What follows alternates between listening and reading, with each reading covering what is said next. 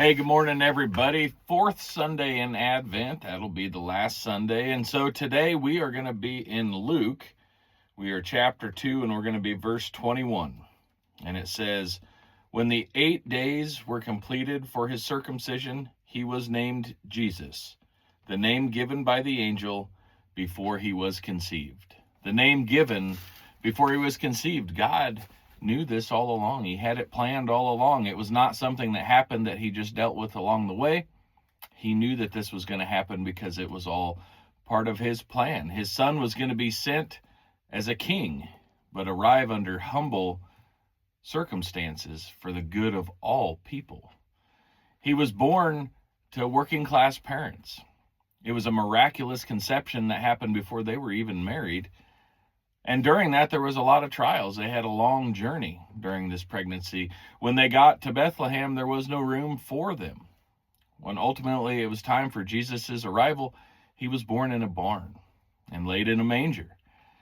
And the first people that were told about his birth were the shepherds. I don't know if they were hooligans or if they were just people trying to support their family, if they were ruffians or just a little bit of all of the above. But they certainly were the poorer members of society, and they were definitely lower on the social class. But they were the first people who were told of his birth by the angels, and they went and they paid their respects.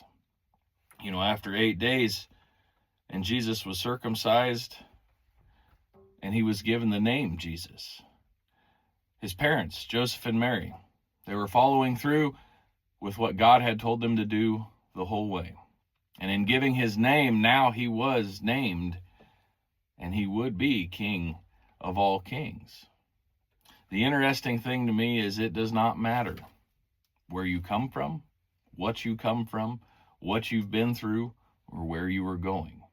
There's nothing you can do and no way to earn this gift of salvation that this little baby born into the world brought with him, except for believing in this story, trusting him as your Savior, giving your life to him, and believing that God did this for our good because we were completely unable to save ourselves.